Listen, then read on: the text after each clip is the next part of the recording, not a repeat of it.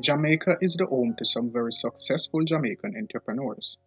It is also the home of jerk chicken, reggae music, the legendary Bob Marley, and the fastest man in history, Usain Bolt.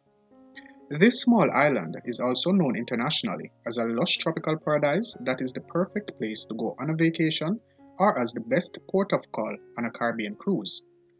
This beautiful island is gifted with some of the most resilient, creative, ambitious, and successful people in the world. Many of us are blessed with entrepreneurial skills and determination. Amidst the harsh economic crisis, there are some people who seize the moment as we look for opportunities to make extra money. There is so much I want to share about this beautiful island, but in this video, I want to highlight 5 successful Jamaican entrepreneurs who are serious about business.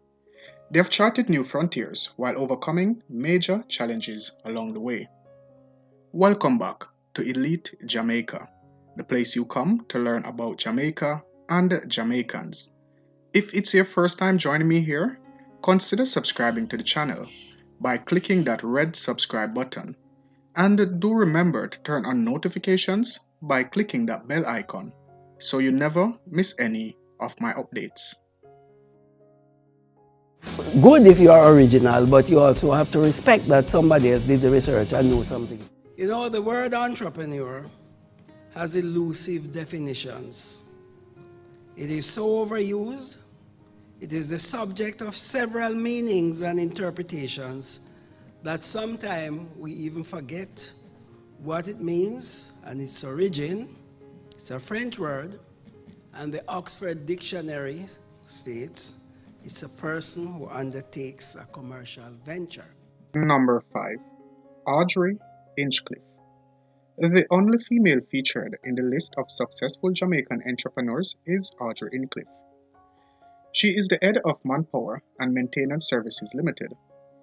Miss Hinchcliffe was invited by former United States Secretary of State Hillary Clinton to join the U.S. Department of State's International Council on Women's Business Leadership for a 2-year term. Hinchcliffe is the principal of Caribbean Health Management Consultants Limited. Number 4. John Issa.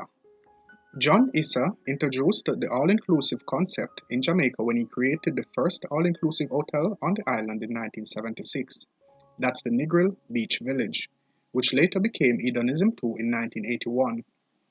He revolutionized the resort industry again with the introduction of the super-inclusive holiday, promising vacations with no hidden costs. As a successful Jamaican entrepreneur, Mr. Issa left a lasting legacy after more than 30 years of development. The Super Club's super-inclusive concept continues to grow in the Caribbean and beyond. There are 11 Super Clubs properties in Jamaica, Curaçao, the Bahamas, the Dominican Republic, Brazil, which falls under the brand name Breezy's Grand Lido and Hedonism. In addition, Super Clubs has 3 super affiliate resorts in Jamaica: the Starfish Trelawney Beach Resort, Rooms Ocherias, and the Negril Beach Villa. New properties include the Rooms in Negril, Jamaica, and the Starfish Santa Luzia in Aracaju, Brazil. Proud, Mark, it's great seeing you again, as usual. Well, from day one, we always wanted our guests to get more than they expected to get when they come and stay with us at Sandals. And over the years, we have made sure to improve every single aspect of their holiday. Number 3. Another successful Jamaican entrepreneur is Gordon Butch Stewart. He started Sandals Resorts in 1981. This business venture has grown leaps and bounds over the years, and he is now the owner and our chairman of over 24 companies throughout the Caribbean, North America, and Great Britain. The business maverick owns and runs 20 resorts under the Sandals umbrella. These include the original Sandals All-Inclusive, couples-only resorts, the Beaches Resorts for families, and 4 boutique hotels. Mr. Stewart serves as company chairman, while his son Adam now serves as CEO. Despite his many achievements and unconventional attitude to business, Butch Stewart's inspirational life story remains widely unknown. Mr. Stewart started out as a young man when he opened Appliance Traders Limited, that's ATL. It is said that he started with a rented office, a second-hand car, and a second-hand pickup. Today, Appliance Traders Limited Group is also in the office equipment business and is the distributor of Honda motor cars in Jamaica. ATL also owns the Jamaica Observer newspaper. There's not really a silver bullet that is going to deal with the economic malaise that we find ourselves in. I think what needs to happen, and this was precisely the reason for our putting together the economic policy framework, what needs to happen is concerted action on a very broad front of issues. Number 2. Joseph M. Matalan. I consider him one of the foremost leaders in Jamaica business. He is also a part of a family with a legacy of successful business practices for decades. He is the chairman of the ICD Group, a Jamaican investment holding company.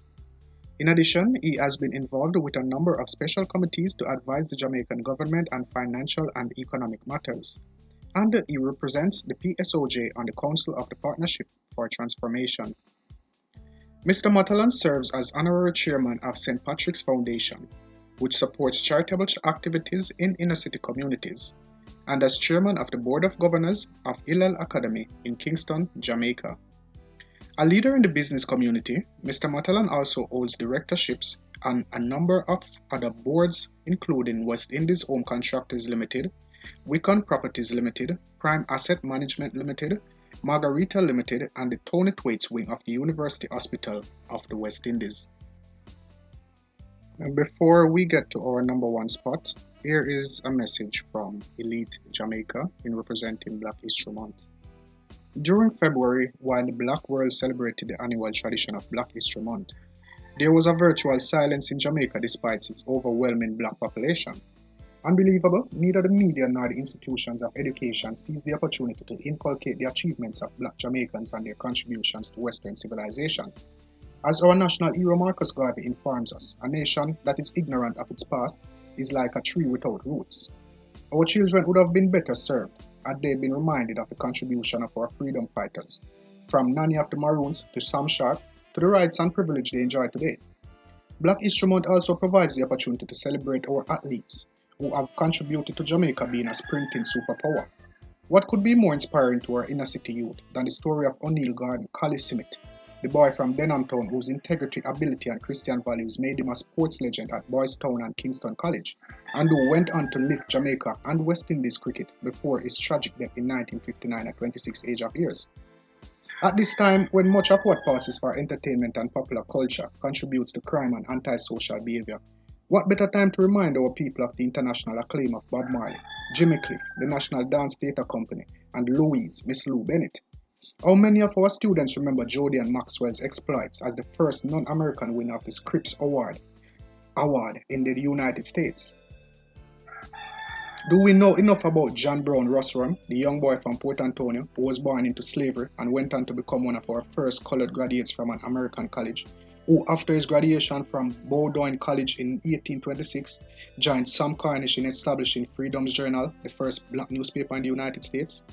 Do we remember Mary Seacole, 1805 to 1881, whose care of the British soldiers in the Crimean War and for Jamaican migrants in Central America made her a legend? There is a bust of her at the University of the West Indies in the Hall of Residence that bears her name. The question is, how many of the students who live in the hall know anything about Mary Seacole?